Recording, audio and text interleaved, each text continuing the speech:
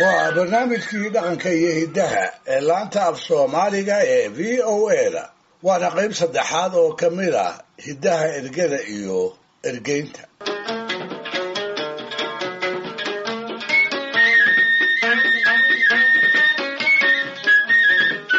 dhegaystayaal, mar haddaynu hadal hayno hiddihii ergeynta ee soomaalidii raacatada ahayd ay marar badan ku furdaamin jirtay qardoofooyinka kolba kala gaara, waxay ila tahay tusaalaha ugu wacan inuu noqon karo masafo aan mooggan idiin soo xulay oo arrintaas iyada ah garashadeeda wax weyn inooga tari karaysa, aniga oo ku dhiiran kara inaan ku sheego inay tahay masafo maansada ergeynta meesha ugu mudan ka geli karaysa.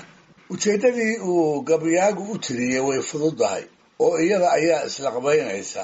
waxay ku saabsan tahay tulud geela oo keliya.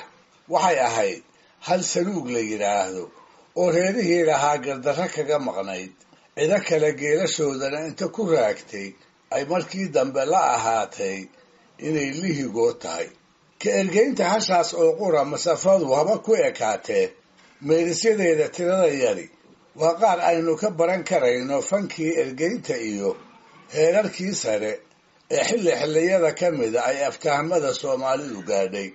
inkastoo dagaankii lagu tirshay tixda bilowgeeda iyo ereyo gaara oo ku jira laga garan karo, nasiib darro masafadan aan kol dhow idiin soo gudbin doono lama yaqaan ama nama soo gaarin magaca gabyaagii tiriyey iyo faahfaahinta sababtii keentay midna.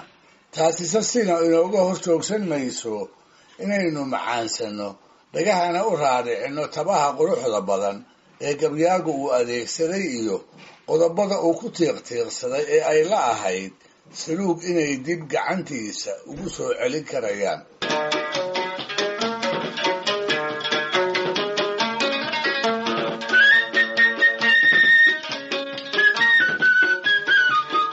wuxuu tixda ku bilaabayaa ragga hasha ka haya inuu xusuusiyo, inkastoo intii muddo ah ay kala ood fogaayeen, haddana xigto aad isugu dhow inay yihiinoo 4 oday wax ka yar ay kala tirsadaan.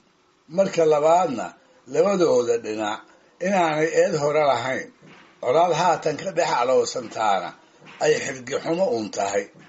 wuxuu ku xejinayaa reerka uu isagu ka yimid sida aanu marnaba iyaga ugu quuri karin haba yaraatee wax dhibaato ah inay u geystaan.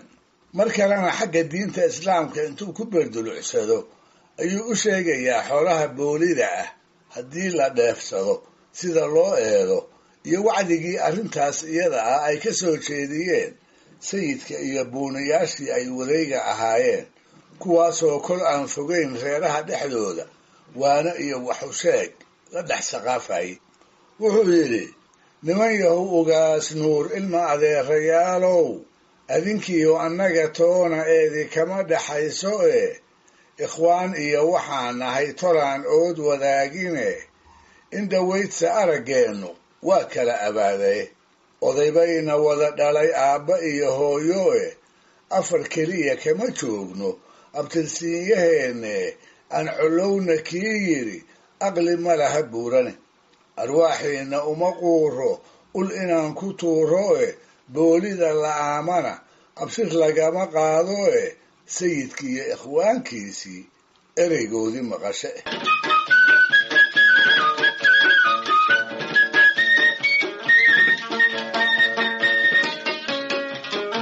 intaas kadib ayuu gabyaagu u soo jeensanayaa ragga uu u ergeeyey si aftahanima ku dhan tahay inuu ugu caddeeyo saluug inay tahay hal uu sal iyo baar u yaqaan, dir ahaanna weligeed iyo waaqeed ay iyagu lahaan jireen.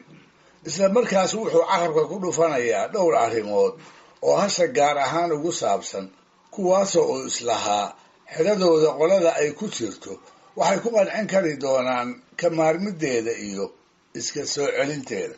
waxaa ka mid ah, inkastoo waxa uu ka ergeynayaa ay tulid qura tahay, haddana haddii loo diido inuusan ka hari doonin, inay tahay xoolo agoomeed oo ruuxii ebaheeda salaaxaa uu maalinta qiyaamaha eedi doono, ifkana inkaar iyo balaayo ay ku mooreysnaan doonaan, iyo ilaa 10 fac isir ahaan inay iyagu u lahaan jireen iyada iyo dirka ay ka soo jeeda toonihina aysan lahayn caano iyo nacfi loogu xisho amaba eed loogu galo. wuxuu yidhi hashuna waa arwaax keliya, iyadaanse doonayay haddaan eegga laysiinna ma ilaawi doonee, agoon iyo yatiim baale aakhira la eediye, inkaan iyo wax daba guuri ibtiliya balaayo ilaaheenba uma geeyo ruuxii ayaan leh.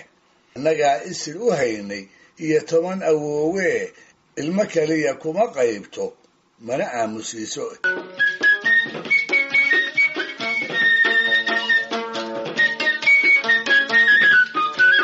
ugu dambaystii wuxuu gabyaagu masafada ku soo gabagabaynayaa meelisyo hanjabaad miirana dulucdooduna ay tahay xoog aan ku aarsado iyo itaal aan wax ku bi'iyaba waan leeyahay. marka labaadna dagaan idinlama wadaago, reerkayna waxa uu iga baylahay muddadii dheerayd ee aan ergeynta idin dul fadhiyey. haddaba godob hore iyo qaanduuga haddaydan nagu sheeganayn, waxaa ila quman inaad tashi isugu noqotaan, guddoonkiinnuna uu ahaado saluug in gacanta la iga geliyo. sidii qareen waxyaqaana oo waayo araga wuxuu kolba xujo soo tuuraba wuxuu gabyaagaasi masafadiisii quruxda badnayd ku soo idleeyey. addimada wax laga bi'iyo iina igama gaadhine, orodkana haddaan rooro laylama ekeeyo adduunka iga bayla idinlamana aalo kolba waxa inoo aadan saluug inaan eryoodee, arrinsada oo noo celiya isaayana ma haynay.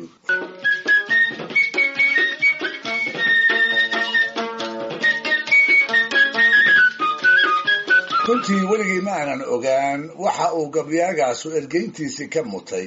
malahayguse wuxuu u dhow yahay in laga yeelayoo isaga oo saluug eryoonaya uu reerkiisii dib ugu noqday.